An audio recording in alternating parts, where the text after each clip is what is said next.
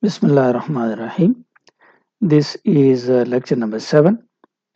The name of the paper is Morphology and Syntax, and the name of the chapter is Morphology. In morphology, the topic for today is some problematic cases in the analysis of word structure. This lecture is specifically for the students of BS third semester GDC PAVI and also for the students of those colleges which are affiliated with Abdul Wali Khan University. We have been discussing analyzing word structure or the analysis of word structure. And in one of the lectures, we discussed the roots and affixes. That was a short lecture. And we also discussed these tree diagrams.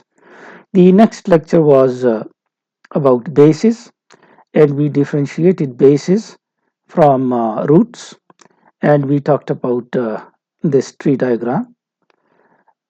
The next topic is types of affixes, and types of affixes are not being done from this book. As you know, I have shared today with you a video, and that video is about the affixes, that is prefixes, suffixes, and infixes, and that was done from Georgiol's book. So you need to listen to that lecture for the types of affixes, where you will learn prefixes, suffixes, and infixes. So we are not doing this topic from here. It's the same, no difference. Then today's lecture is about the problematic cases in analyzing word structure. So when we analyze word structure, sometimes there are no problems, sometimes there are problems in English, and sometimes there are problems in analyzing other languages. This first paragraph will tell you about those English cases where there is no problem in the analysis. For example, we will talk about the word redo, which consists of two morphemes, re and do, and the other word is treatment, which again consists of two morphemes, treat and ment. And in these two examples, do and treat, these two are roots, and ment here is a suffix, while re here is a prefix. And there is no problem in analyzing these words. So these two, as we have discussed, are roots, and they are also words because they can stand alone, acting as words. And as a result, we say that English morphology is based on words, and therefore it is said to be it is word-based morphology. Sometimes this is not the case, and we have morpheme-based morphology in some of the languages, though this is not the case in English language, but this is the case in Japanese and Spanish. So in this paragraph, we will learn about the problematic cases in other languages like Japanese and Spanish. The problem here is that in English language, verbs can stand alone, though they might take prefixes, suffixes, etc. But they stand alone.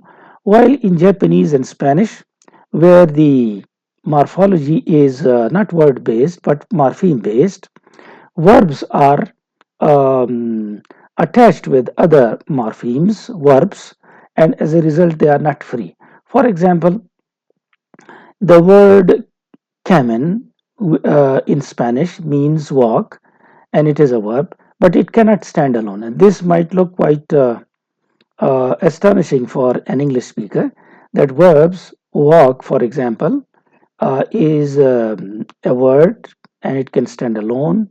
It is a word as well as a morpheme, a root. But in other languages, in this case in Spanish language, it is not a separate word. It is a kind of the one which has to be attached with some other affix in order to give its meaning. For example, if you take camin in Spanish, which means walk, and this sign is for past. So past and walk, they cannot be separated. If they are separated, they will not make meaningful words. So as a result, here came in, which is a verb, is not a an independent morpheme, and it is not the one which can stand alone. It cannot stand alone. The same is the case with the Japanese word arui, which means again walk, and ta, which means past, that is ed, like walked in English. And again, they would not come separately, and they would not stand alone, though it is a verb. So this is the problem of analyzing a word, that in some languages words do not have any problems if they are word based, and in other languages that problem is faced because morphology there is not word based, it is morpheme based. These problems are there also in English, and here we will do a few problematic cases in English as well. For example, we will talk about the bound roots in English, though they are not many, but there are some examples of the roots which are bound. For example, if you take the word unkempt, it is analyzed as un, which means not, and kempt, which means combed, kangi karna. That is the meaning. Um, but the problem is that kempt cannot be used nowadays by itself as a separate word. So therefore, it is a bound root. It is not an independent root. Though in the beginning of the language, kempt existed as a separate word, but then un was combined with it, and this kempt just vanished, and unkempt on itself became a full word with kempt as a bound root. Sometimes we borrow some words into English. For example, inept is borrowed from Latin ineptus, uh, which looks like to be consisting of in and apt, but that is not the case. And as a result, the analysis would go wrong in this case. However, this meaning of in as not is retained here. So this is all about these problematic cases. इसको उर्दू में सुने. हमने ये कहा कि हम असल में कर रहे थे एनालाइजिंग वर्ड स्ट्रक्चर, और इसमें हमने रूट्स और अफिक्सेस को डिस्कस किया. ये ट्री डायग्राम्स भी इम्पोर्टेंट हैं. बेसिस को डिस्कस किया, इसमें भी ये ट्री डायग्राम इम्पोर्टेंट है. एफिक्सेस को हमने इस किताब से नहीं किया, आज मैंने आपके साथ शेयर किया है. जॉर्ज जोल से हमने इसको किया है, और उसमें हमने इन तीनों को जिक्र किया है. चूंकि आप पहले पढ़ चुके हैं उसको, तो इसलिए यहाँ से नहीं कर रहा हूँ. यहाँ से चीज़ वही है, अल्फाज मुख्तलिफ हैं, वो आप कर चुके हैं, इसकी ज़रूरत नहीं है. प्रीफिक्स, अफिक्स और इनफिक्सेस ये हमने डिस्कस किए थे. यहाँ एग्जाम्पल थोड़ी सी डिफरेंट है, वहाँ डिफरेंट है, अदरवाइज द सेम है. फिर हम यहाँ पहुंचे थे कि analysis of structure of words में कुछ केसेस प्रॉब्लमेटिक है. पहले हमने ये पैराग्राफ लिया जिसमें प्रॉब्लम नहीं है, और इंग्लिश में हमने इसमें रीडू और ट्रीटमेंट की एग्जांपल पढ़ी और कहा कि डू और ट्रीट ये रूट्स हैं, और ये इंडिपेंडेंट रूट्स हैं, ये फ्री रूट्स हैं, बाउंड रूट्स नहीं है. और ये इस वजह से कि इंग्लिश जो मॉर्फोलॉजी है इंग्लिश की, ये वर्ड बेस्ड है, हम वर्ड की बात करते हैं. लेकिन बाज़ लैंग्वेजेस में जैसे जैपनीज और स्पेनिश है, वहाँ वर्ड बेस्ड मॉर्फोलॉजी नहीं है, वहाँ हम वर्ड की बात नहीं करते, वहाँ हम मॉर्फीम की बात करते हैं. और मसला ये है कि कुछ वहाँ पे जो वर्ब्स हैं इन दोनों लैंग्वेजेस में, वो फ्री नहीं है, वो बाउंड है. तो वर्ब्स जब बाउंड होंगे तो फिर इसका मतलब ये कि वो अलग से मीनिंग नहीं देंगे जब तक वो अटैच नहीं होंगे किसी दूसरे लफ्ज के साथ. केम इन इस ओ के साथ अटैच्ड है, जिसका मतलब पास्ट है. यानी अगर हम इसको वॉक मीनिंग लेते हैं तो ये होगा वॉक्ड ईडी के साथ. जापानीज का ये अलग अलग नहीं आएंगे. और इसी तरीके से यहाँ पे जो वॉक है, जो वर्ब है, आरोही या जो भी इसका तलफ़ुज़ है, इसके साथ ठा पास्ट आता है और ये भी वॉक्ड है और ये अलग-अलग नहीं आते। तो ये एक प्रॉब्लम है इसकी एनालिसिस में। हम इसकी एनालिसिस यूँ नहीं करते कि केमिन जो है ये रूट है और या आरोही जो है ये रूट है। ये रूट्स नहीं है और ये बाउंड मॉर्फीम्स हैं और ये बाउंड रूट हैं।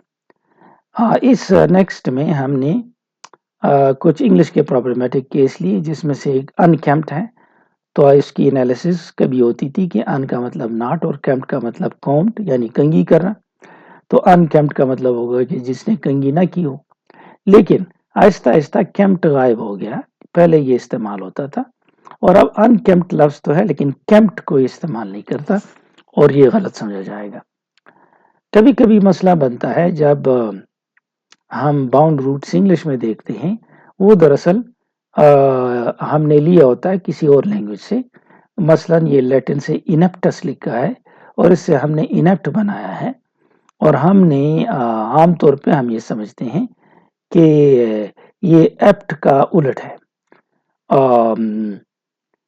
हो सकता है किसी टाइम पे ये था लेकिन फिर ये ख़त्म हुआ जिस तरह ऊपर ये वाला हमने किया और अब इनेप्ट इकट्ठा समझा जाता है और इसको एनालाइज यूँ नहीं करते। ताहम इनका जो नेगेटिव मीनिंग है वो मौजूद है। तो इसकी अब ट्रांसलेशन सुन लें। The majority of complex words in English are built from roots. अक्सरियत वर्ड्स इंग्लिश के रूट से बनते हैं that are free morphemes. Roots free morphemes होते हैं। In the words redo and treatment, for example, the root do and treat respectively can itself be used as word. ये do और treat अलग से अल्फाज हैं, दोनों वर्ब हैं। Because most complex words आपको बताया था जिस में एक से ज़्यादा मार्फिम हो। This way in English morphology is said to be word based. तो चूंकि इंग्लिश के अल्फाज इस तरह हैं तो हम कहते हैं ये वर्ड बेस्ड मॉर्फोलॉजी है। There is no such requirement in morpheme based systems. अगर कोई लैंग्वेज सिस्टम मार्फीम बेस्ड है तो फिर ये ऐसे नहीं होगा कि ये डू और ट्रीट अलग से ये रूट्स कहलाएंगे। In Japanese and Spanish for instance verbal roots verb वाले रूट्स आर ऑलवेज बाउंड, ये बाउंड होते हैं हमेशा and can therefore not stand alone, अलग नहीं आ सकते। केमिन is not a word in Spanish, रुई is not a word in Japanese and so on. हमने ये एग्जांपल्स नहीं ली, सिर्फ ये दो ली हैं, ये काफ़ी हैं। तो यहाँ पे कामिन और ओ ये इकट्ठा लफ्ज आएगा, कैमिन को अलग नहीं कर सकते। अरुई और ठा इकट्ठा लफ्ज आएगा, अरुई को अलग नहीं कर सकते। ऐसी कुछ एग्जांपल्स प्रॉब्लमेटिक इंग्लिश में भी हैं। English too has a sizeable number of bound roots. English में भी काफ़ी मकदार में बाउंड रूट्स मौजूद हैं। For example the word unkempt seems to consist of the prefix un. लगता है कि अनकेम्प्ट मुश्तमिल है प्रीफिक्स अन पर with the meaning not and the root kempt meaning groomed और कॉम्प्ट। इसका मतलब है कंघी करना और अनकेम्प्ट होगा कंघी ना किए हुए। Even though kempt cannot be used by itself, अब केम्प्ट अलग नहीं इस्तेमाल हो सकता। Kempt was once a word in English, कभी इंग्लिश वर्ड हुआ करता होगा विद द मीनिंग कॉम, जिसका मतलब होगा com, and it was to this base that the fx un was originally attached. तो originally तो इसी के साथ unattached हुआ। However, Kempt later disappeared from the language. Kempt लफ्ज disappear हुआ, leaving behind the word unkempt. सिर्फ unkempt रह गया, in which an affix appears to with a bound root, जिसमें affix bound root kempt के साथ आता है और ये अलग से नहीं आती। Still other words with bound roots were borrowed into English as whole words. बाज़ अल्फाज ऐसे हैं जो मुकम्मल तौर पर borrowed हैं। Inept, for instance, comes from Latin ineptus, जिसका मतलब है unsuited, गैर मुनासिब। Its relationship to the word apt, जिसका मतलब है मुनासिब, may have been evident at one time, हो सकता है शुरू में ये था लेकिन अब नहीं है। But it now seems to consist of a prefix meaning not and bound root। तो देखें ये मीनिंग नॉट तो मौजूद है इनका, लेकिन जो एप्ट है अब ये अलग से नहीं आएगा। So this was all about the problematic cases and that's all. Our next lecture will be इंशाल्लाह अबाउट आवर नेक्स्ट टॉपिक. हाँ, ये भी थोड़ा सा देख लें. ये another class of words that are problematic for morphological analysis. एक और क्लास भी है, includes items. उसमें ये items शामिल हैं, जैसे receive. तो इसमें री और सीव इकट्ठे नहीं है, क्योंकि सीव पर अलग से कोई लफ्ज नहीं बन सकता. डिसीव में डी और सीव नहीं हो सकता, कंसीव में कन और सीव नहीं हो सकता, परसीव में, परमिट में और सबमिट में और कमिट में ये मसले इसको नहीं बना सकते. ताहम जो ऊपर हमने डिस्कस किए, तो इसमें अगर आप देखें तो इन ने अपना एक नेगेटिव मीनिंग बरकरार रखा हुआ है, लेकिन इसमें री ने अपना मीनिंग बरकरार नहीं रखा हुआ है. These items were borrowed into English from Latin. ये लैटिन से borrowed हैं फ्रेंच के जरिए as whole words, और ये अलग अलग अल्फाज नहीं, whole words हैं. And their component syllables have no identifiable meaning of their own. और इनके जो component syllable हैं सी वगैरह, इनके अलग से कोई काबिल शनाख्त मीनिंग्स नहीं है. Unlike the in of inept, in of inept में जो इन है which retains the meaning of negation, इसका नॉट मीनिंग तो वाज़ेह है. The re of receive does not have the sense of again, in re का अगेन सेंस इसमें मौजूद नहीं है. That it does in redo, redo में है. And no specific meaning can be assigned to ceive or mit, जैसे permit में है, और सीव और मिट में कोई मीनिंग नहीं है. For this reason we will not treat these words parts of these word parts as morphemes. तो हम नहीं कहेंगे कि ये दो मार्फीम्स हैं, हम कहेंगे ये एक ही वर्ड है, एक ही मार्फीम है. So that's all about the problematic cases. Thank you and good luck.